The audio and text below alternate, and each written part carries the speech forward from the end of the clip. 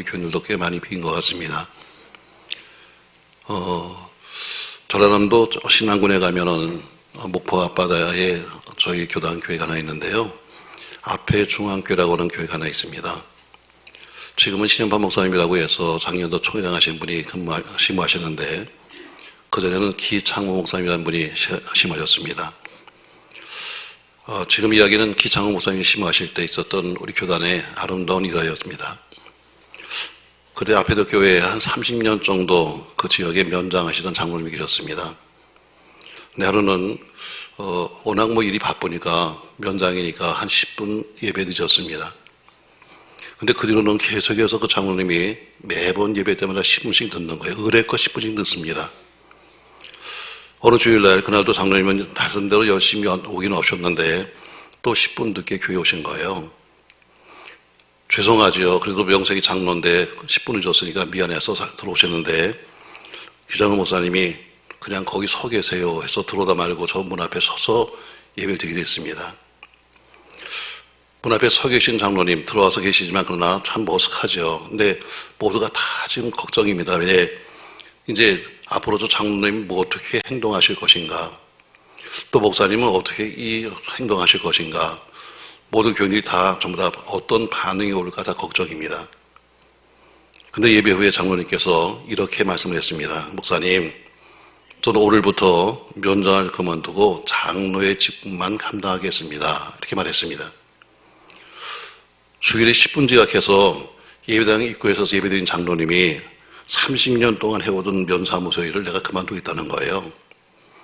오히려 목사님이 깜짝 놀랐습니다. 왜 그러세요? 물었더니 장로님이 대답하시기를 제가 면장으로 면사무소 일한다고 하는 그런 핑계로 하나님 특별히 예배를 소홀히 했다가 나중에 하나님 앞에 섰을 때 면장했던 것은 아무것도 아닌데 장로로서 얼마나 사명 감당했니 하면 제가 할 말이 없습니다. 그래서 제가 아무리 생각해도 면장일보다는 하나님이 더 중요하다고 생각해서 제가 면장을 사표하겠습니다. 이렇게 말했습니다.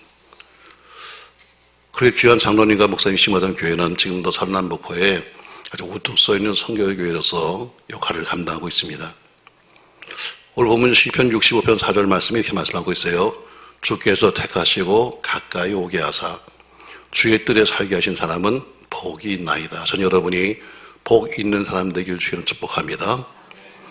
우리는 하나님께서 성전으로 부르시고 세우셔서 살게 하신 놀라운 은혜를 감사해야 합니다.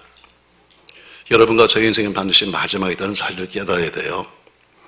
언제 내가 나이가 늦겠냐 생각하지만 그러나 금방 가더라고요. 예수님 말씀하셨잖아요. 요한복음 3장 3절 말씀에서 사람이 거듭나지 아니하면 한 나라를 볼 수 없다 이렇게 말했습니다. 거듭나지 않으면 하나님 나라에 갈 수 없다. 루소는 사람이 두 번 태어난다 이렇게 말합니다. 한 번은 이 땅의 존재로 태어나고 또 한 번은 일꾼으로 살기 위해서 태어난다 해서 두 번 태어난다고 말하고 있어요. 먼저의 태어남은 나라는 존재의 태어남이요, 두 번째 태어남은 사명으로 태어난다는 의미입니다. 우리가 직업을 영어로 잡 혹은 work 혹은 vocation 이렇게 말합니다. 그걸 다시 번역한다면은 이 직업이라는 것이 직업 혹은 천직 혹은 사명 이런 뜻입니다. 다시 말하면 어떤 사명지에 나를 불러 세우는 것이 그 직업이에요. 먹고 사는 게 직업이 아니라 나를 어떤 사명지에 불러 세운 것이 내 직업입니다. 나를 이곳에 세우셨다, 나를 저기서 쓰셨다는 것은 내가 어때요? 나를 거기서 일할 수 있도록 불러 세우신 것이라는 사명이에요. 밥벌이 정도 하는 것이 아니라 우리는 각 직장에서 내가 사명으로 가서 일하는 거예요. 그러니까 내가 사업을 하고 있습니다. 사업장입니다 하는 이야기는 하나님께서 하나님의 일을 위해서 나를 부르신 장소라는 뜻입니다. 그래서 우리의 본업은 다양한 세상 직업이 아니라 우리의 본업은 하나님이 불러 세우신 사명이 여러분 같은 거에 원래 직업입니다. 우리 교수님 사명, 다시 말해 복음과 영혼 구원, 하늘의 확장을 위해서 불러세운 것이 우리 본업이고 그 외에 우리가 하는 일은 다 본업 위에 부업일 뿐입니다.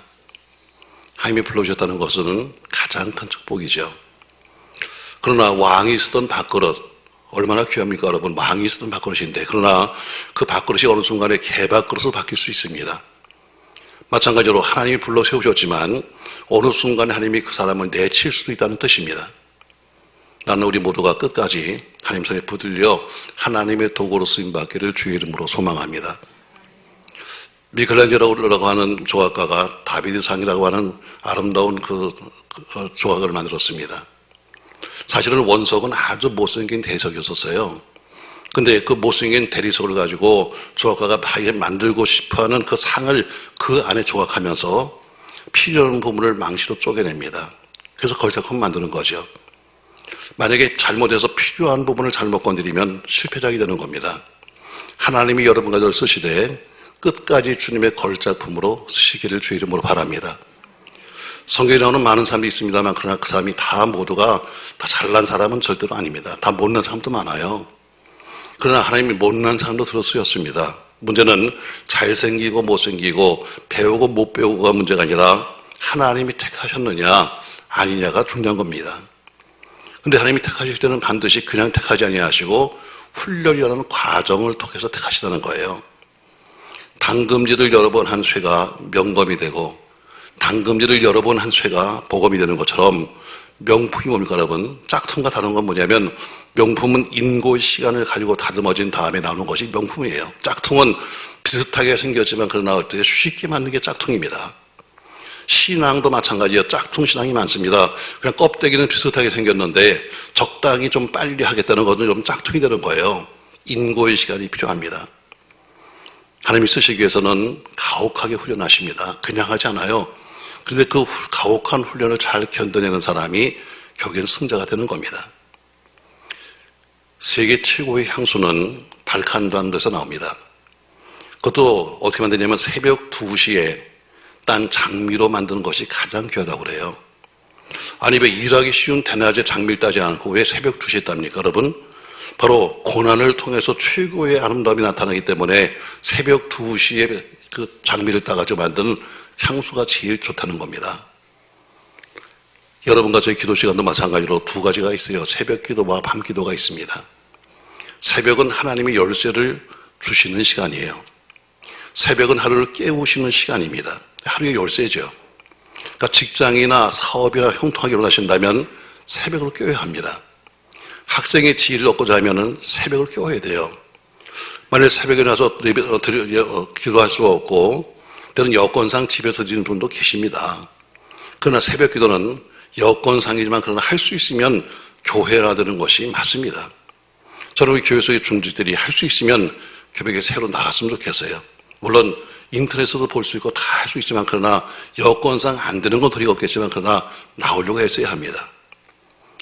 반면 밤기도는 어떤 거예요? 사도행전에 보니까 바울과 실라가 한밤중에 기도했습니다. 성도가 밤에 드리는 기도는 하나님의 가슴을 울리는 기도입니다. 신앙생활할 때 깨어서 기도하는 성도가 하늘의 문을 여는 거예요. 오늘 본문에 보니까 성도가 받은 복이 뭐냐? 크게 세 가지 말씀하고 있어요. 4절에 보니까 주께서 택하시고, 두 번째 가까이 오게 하시고, 세 번째 그의 뜰에 살게 하시는 것. 이게 세 가지가 성도의 복입니다. 사람은 자기 자신이 해야 할 일을 발견하기 전까지는 사는 게 아니에요.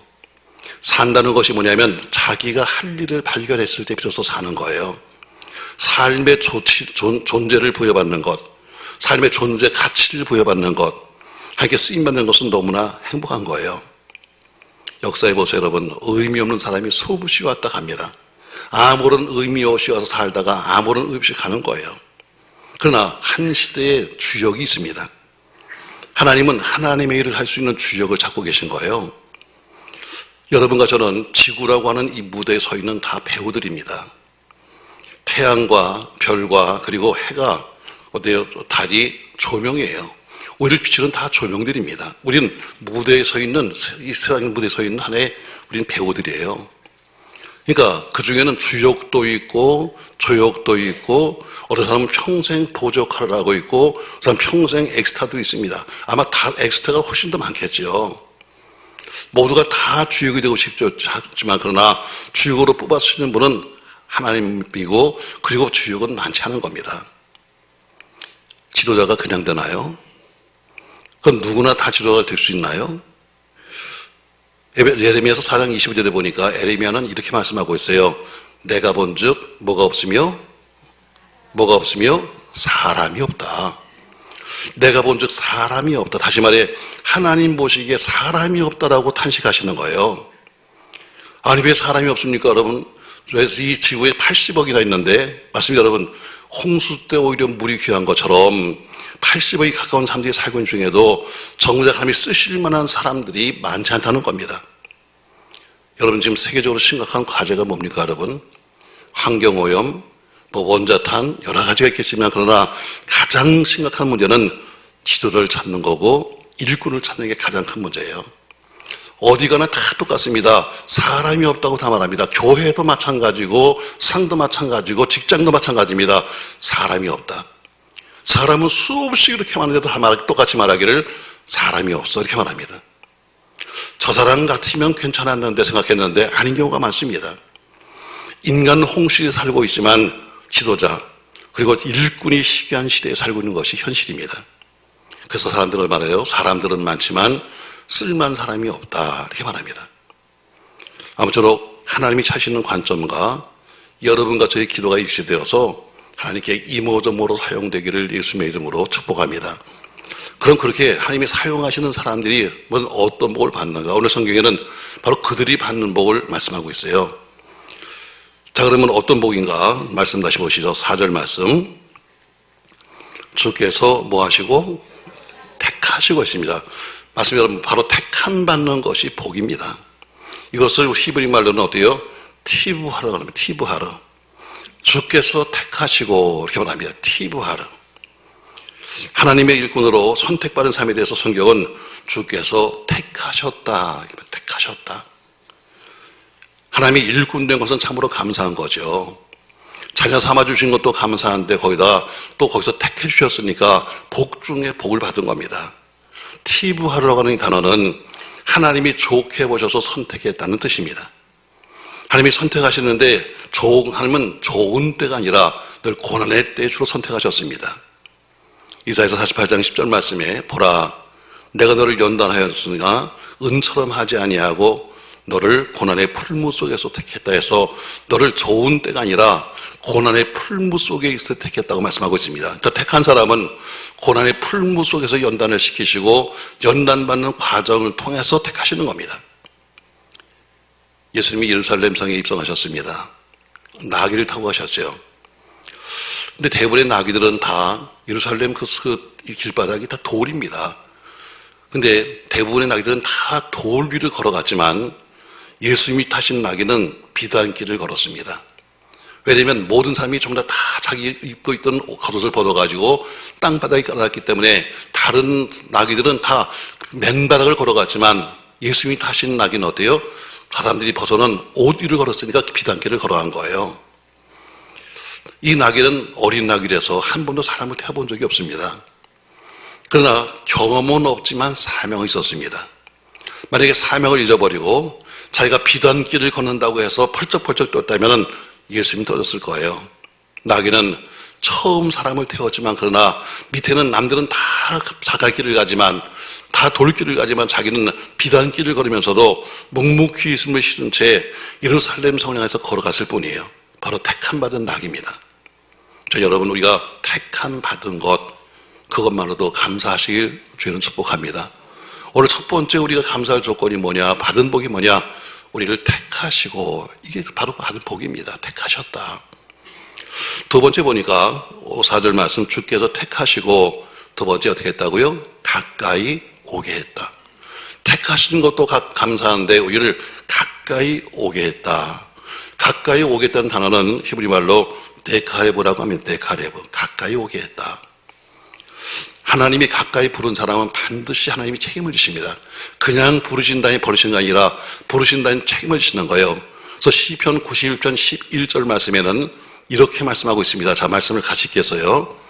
그가 너를 위하여 그의 천사들을 명령하사 네 모든 길에서 너를 지키게 하십니다. 12절 그들이 그의 손으로 너를 붙들며 발이 돌에 부딪히지 아니하게 하기로다. 13절 내가 사자와 독사를 밟으며 젊은 사자와 뱀을 발로 누리로다. 14절 하나님이 이르시되 그가 나를 안즉 내가 그를 건지리라.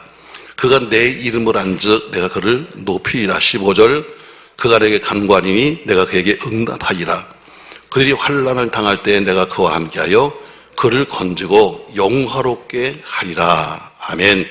하나님 부른 사람은 내가 책임을 지겠다는 이야기입니다. 하나님 여러분과 저를 책임질 줄로 믿습니다. 할렐루야. 여러분이 지구를 보세요. 사실 지구에 보면요, 남극과 북극은 생물들이 많지 않습니다. 왜냐하면 춥죠. 추운 이유가 뭐냐면 그만큼 태양과 멀기 때문에 추운 겁니다. 태양과 거리가 떨어졌으니까 추운 거예요. 그러나 적도 근처에는 밀림도 많지만 그러나 많은 생명체가 있습니다. 이유는 한 가지예요. 태양과 거리가 가깝기 때문이에요. 똑같습니다, 여러분. 하나님과 가까이 하는 사람은 생명력이 왕성합니다. 하나님과 가까이 있는 사람들은 어때요? 내세에 번성하고 형통합니다. 북극과 남극이 어때요? 이 해와 더불어 멀기 때문에 추운 것처럼, 생물이 귀한 것처럼, 적도는 가깝기 때문에 생물이 왕성한 것처럼 똑같아요. 신앙도 하나님과 가까운 사람은 반드시 번성하고 생육하고 그리고 생명이 왕성한 거예요. 오늘 서두에 나온 이어처럼 면장 장로님, 면장일을 하다 보니까 내가 하나님과 멀어지고 있다 하고 생각했기 때문에 나 그 일을 그만두겠다는 겁니다. 맞아요, 여러분. 내가 세상 일을 하느라고 해서 이것 때문에 하나님과 멀어진다면 그것 좀 생각해 봐야 합니다. 의뢰껏 나는 그렇게 사는 것이 문제가 아니라 내가 하나님 앞에 서는데 이게 방해가 된다 그러면 하지 않을 생각을 해야 되는데 끝까지 이건 하면서도 하나님은 나중에 하게 되는 거죠. 왜 자기 직업을 그만두면서 나 이젠 연장 30년 한 거 그만두겠습니다. 이건 한 가지예요. 하나님과 가까워지기 위해서 한 결단이에요. 하나님께 가까이 오는 자체가 복입니다. 어쩌면 찬양대가 가장 교회에서는 복 있는 사람들이요. 왜? 강단과 가장 가깝기 때문이에요. 아멘 좀 해요? 억지로도 한 번씩 하는 거예요. 이렇게 바로 가까이 오게 하신 것이 복이에요. 오늘 보니까 첫 번째 주께서 택하시는 것이 복이요, 두 번째는 가까이 오게 하신 것이 복이다. 세 번째 보니까 주의 뜰에 살게 하신 사람은 복이다 해서 세 번째 주의 뜰에 살게 하신 것이 복이다 이렇게 말합니다. 주의 뜰에 사는 것을 히브리 말은 이시콘이라고 합니다. 이시콘이 뭐냐면 하나님의 뜰에 정착되어 것을 의미하고 있습니다. 하나님 집에서 안식을 누리는 것이야말로 가장 큰 복입니다. 하나님이 왜 선택했을까? 하나님을 섬기게 하기 위해서 여러분과 저를 선택했고 구원시켰습니다. 그러니까 하나님을 섬기기 위해서 우리가 구원받는 것은 매우 중요한 거예요. 우리는 하나님을 섬기기 위해서 선택받은 거예요. 주일날에 하나님을 잘 섬기기 위해서 오전 예배도 양 한 마리 드리는 마음으로, 오후 예배도 양 한 마리 드리는 마음으로 그런 자세로 우리가 예배를 드려야 합니다. 성도는 주어진 사명을 감당해야 돼요. 절대 복종입니다. 만약에 복종하지 않는다면 복은커녕 오히려 저주를 받는 거죠. 여러분, 우리가 가룟 유다 하면 항상 어때요? 아유 배신자 이렇게 말하지만 여러분 성경에 보세요. 사실 가룟 유다 12명의 제자 중에서 어쩌면 가장 심했는지도 몰라요. 여러분, 동교라는 것은 지금이나 예나 아무나 맡기지 않습니다. 여러분, 예수님 공동체가 작은 공동체가 아니에요. 왜 수천 명씩이 몰려다니는 공동체인데 들어온 헌금만 운영하는 자금만 여러분 작지 않았을 거예요. 근데 그걸 가룟 유다에 맡겼다는 것은 그만큼 예수님이 심했다는 이야기예요. 근데 물론 나중에 썼지만 그러나 항상 가룟 유다는 모든 제자의 항상 맨 끝에 가서 이름이 있었어요. 그러다 어느 날 사도행전에 보니까 갑자기 그림이 사라지고 말았어요. 가룟 유다는 분명히 그 많은 사람 중에서 선택받은 사람이에요. 수제자 베드로 이렇게 말하지만 그러나 어쩌면 베드로보다도 더 예수님께서 믿었기 때문에 도른길을 마친지도 몰라요. 그러나 결국에는 불순종했기 때문에 그런 저주를 받은 거예요. 하나님의 택한 여러분과 저는 충성스러운 종이 되어야 합니다. 아멘. 이런 유 하나 드릴까요, 여러분? 자, 자마이카 출신의 한 흑인이 콜라 회사에서 아르바이트 하게 됐습니다. 사실 뭐 예나 지금이나 우리가 인권이곤 합니다만 흑인들의 인권이 그렇게 높지는 않습니다. 뉴욕 빈민가에 살면서 콜라병을 닦는 아르바이트를 합니다. 근데 어느 날 사고가 나가지고 그 쌓아놨던 콜라병이 50개가 그냥 탁 무너지고 말았어요. 난장판이 되고 말하죠. 다 깨져버리고. 근데 이 흑인이, 자마이카 출신의 흑인이 그 깨진 병들을 다 모으고 바닥을 깨끗하게 쓸었습니다. 남들은 다 바라보면서 이거 뭐 내가 할 일도 아닌데 뭐 하면서 빈둥거리고 있는데 그 아르바이트생 혼자서 그 난장판을 치우는 것을 보면서 관리인이 눈여겨보았습니다. 그리고 그 사람에게 얘기했어요. 참 고맙다 얘기했더니 그 흑인이 말합니다. 천만의 말씀이요. 그래서 제가 이렇게 일할 수 있는 길 주신 것만 해도 감사합니다. 아르바이트생입니다. 관리는 그 사람의 이름을 눈여겨보았고 그에게 그를 음료수 수입하는 그 담당을 시켰습니다. 그러니까 출세한 거죠. 공병을 닦는 사람에서 이제는 그어서 음료수를 주입한 사람으로 바뀌었으니까. 그리고 그 다음에는 그를 팀장으로 세웠습니다.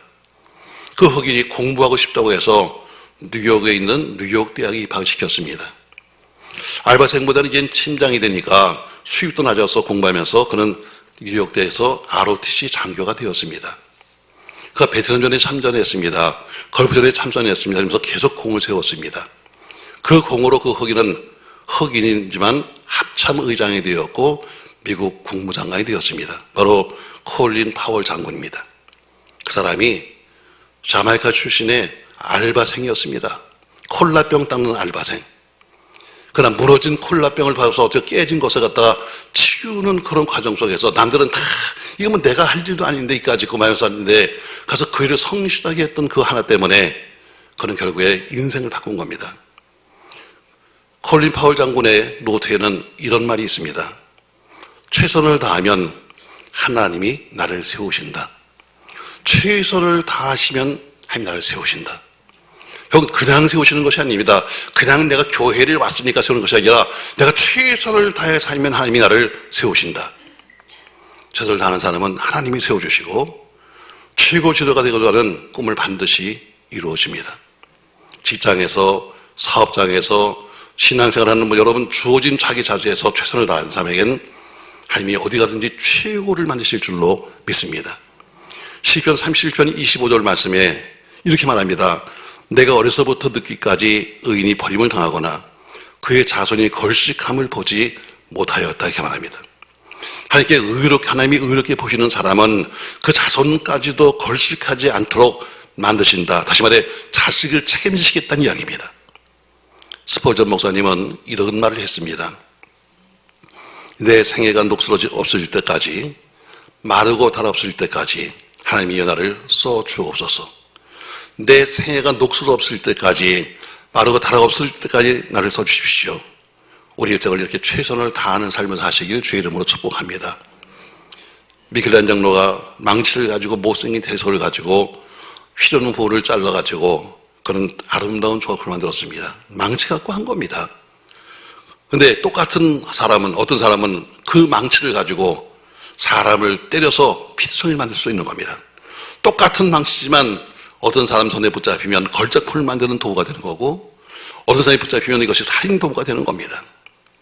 중요한 것은 누구의 손에 붙잡히냐가 중요한 겁니다. 여러분과 제가 한 손에 붙잡히면 하나님의 일꾼으로 하나님이 책임지시는 삶을 살게 될 줄로 믿습니다.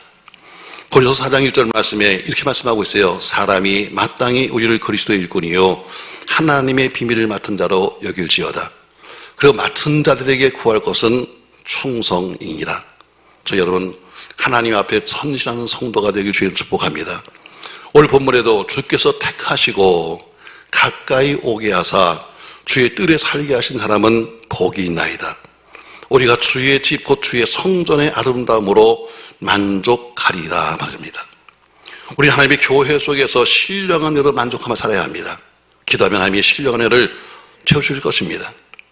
주님께서 말씀하십니다. 요한복음 2장 19절 말씀에서 이렇게 말씀했어요. 너희가 이 성전을 헐라 내가 사흘 동안에 일으키겠다. 예수님이 자신을 말씀하시면서 성전이라고 하셨습니다. 주님의 아름다움으로 우리의 삶을 선택받았으니 충성스러운 청지기로 예수의 몸이신 하나님의 성전 교회 속에서 예수님 지혜로 사시기를 예수님의 축복합니다. 명절 연휴 기간입니다. 아직도 남은 또 이 기간이 있으니까 많은 사람을 만났고 또 만나야 할 것입니다. 자연스럽게 사람들 만나다 보면 신앙을 지키기 힘든 일도 많이 생길 겁니다. 그럴 때마다 오늘 말씀을 기억하십시오. 우리는 이런 복을 받은 사람입니다. 택함을 받은 것이 복이요 가까이 오게 하신 것이 복이요 주의 뜰에 살게 하신 것이 복입니다. 받은 복, 현재 받은 복을 기억하면서 영육간에 승리하고 돌아오시기를 예수님의 이름으로 축원합니다. 고마우신 전능하신 아버지, 많은 사람들과 만나면 네가 그래 예수 믿고 받은 복이 뭐냐고 물을 겁니다. 우린 급해서 말합니다. 내가 돈도 벌었고 집도 사고 하고 말할지 모르지만 더 큰 복은 당 사고 집 사는 것이 아닙니다. 주의 택한 것이 바로 복이요, 주님에게 가까이 오게 하신 것이 복이요, 주의 뜻에 살고 있는 것이 복입니다. 우린 눈에 보이는 육적인 복만 말하고 있지만, 그러나 오늘 성경은 우리에게 어떤 것이 진짜 복인가를 말씀하고 있는데, 복 받은 성도답게 살도록 축복하여 주시옵소서. 택함 받은 것이 복이요, 가까이 오게 하신 것이 복이요, 주의 뜰에 살게 하신 것이 복인 것을 기억하며 복 이루는 사람답게 살 수 있도록 축복하여 주시옵소서. 예수님의 이름으로 기도합니다. 아멘.